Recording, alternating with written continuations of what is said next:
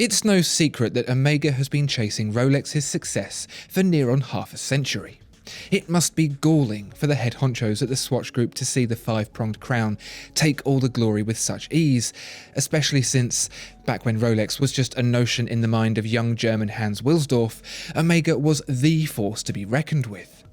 But those halcyon days at the turn of the 20th century were not to last for Omega, its dominance a withered husk by the dawn of the next. But the fight's not over, not yet, thanks to this. The 2018 Seamaster 300M. If you like these videos and want to see more, please help the channel by subscribing. Don't forget to click the notification bell too. What happened to Omega? This is a brand that used to win award after award for its supreme quality and accuracy, a brand that would have paid a young upstart like Rolex no mind whatsoever. As always, the turn of the tables was brought about by the introduction of electrification to watchmaking, with Omega, ever eager to keep its edges cut, jumping on board like a hobo on a railroad car. Omega really went to town with its electric watches, and many of them were actually rather good, but when the general public realised it could have the same accuracy from a Japanese watch a tenth of the price, well, the inevitable happened, and it's been an uphill struggle ever since. It's perhaps not understood just how close Omega came to disappearing completely, along with many other watchmakers of its time, but it was saved at the 11th hour by a bit of product placement in a movie you just might have heard of, GoldenEye. This, Pierce Brosnan's post-Mrs. Doubtfire interpretation of James Bond, was an opportunity to relaunch Omega, and for that, the brand needed something new, the Seamaster Professional 300M. The name may have been historical, but the watch itself wasn't. A new platform for a modern audience, with a few details, like the lyre lugs, thrown in as a nod to the Omega of yore.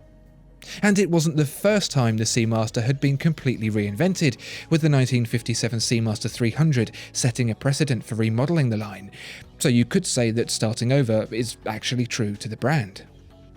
The Professional 300M was, by all accounts, a success, except for the fact that the gap to Rolex wasn't closing. Omega still offered Quartz, had outdated features like anodized aluminium bezels, and used bought-in movements for its automatic variants. Rolex, on the other hand, had in-house movements, had switched to glossy ceramic parts, and generally offered a product that sat a tier higher.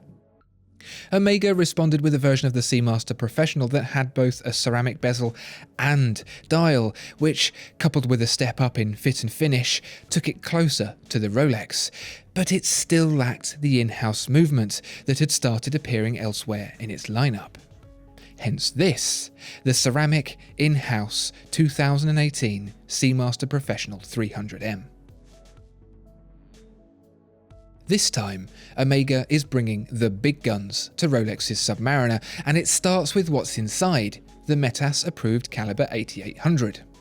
What's METAS-approved, I assume you're wondering? Well, let me tell you. You know how Rolex certifies its own movements as chronometer rated. Now Omega does too. I don't know if that's a good thing or not. I suppose it's more likely to demonstrate a commitment to accuracy rather than an opportunity to cheat the system. But back to the caliber 8800. This is a new one for Omega, and it is packed with features. You've got the free-sprung balance and balance spring in silicon for protection against magnetism, a 55-hour power reserve, an odd 25,200 VPH beat, that's 7 beats per second rather than the usual 8, the Daniels developed lubrication-free coaxial escapement, of course, and rather pleasantly, a sapphire caseback to admire it all from. A byproduct of this new movement, however, is an extra millimetre in the diameter of the watch, taking it up to 42 millimetres, that's 2 millimetres more than the Submariner, plus a little extra thickness. That might be a deal breaker for you, or maybe a bonus. Either way, it's happened. Something else that's happened is the return of the dial waves, a surprisingly subtle addition that harks back to the original Professional and was omitted in the previous ceramic model. The waves are cut by laser, which is appropriate given the watch's James Bond associations, snaking up and down like a wriggling Sean Connery trying to avoid dastardly castration.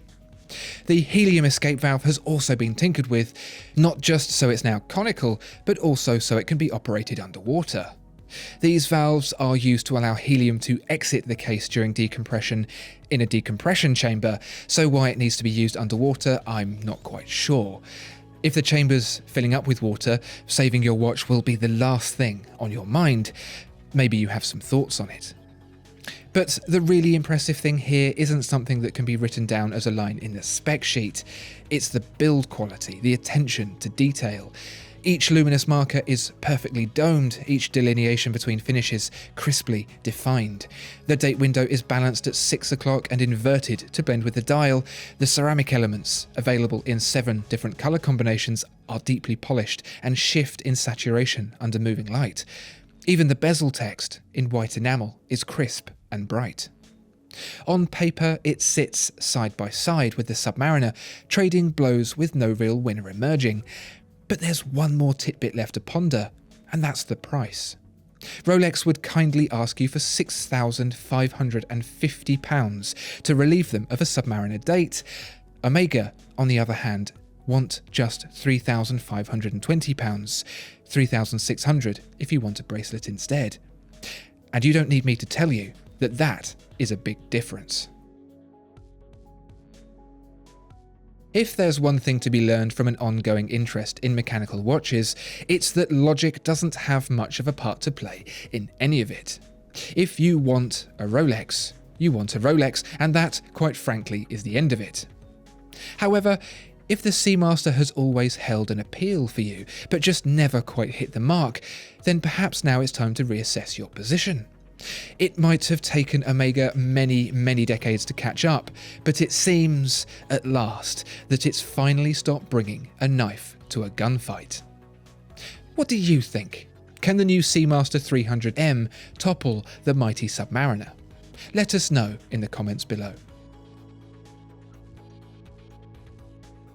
Discover more exceptional watches at watchfinder.co.uk. If you enjoyed this video, please like and subscribe. If there are any other watches you'd like to see reviewed, please let us know in the comments below.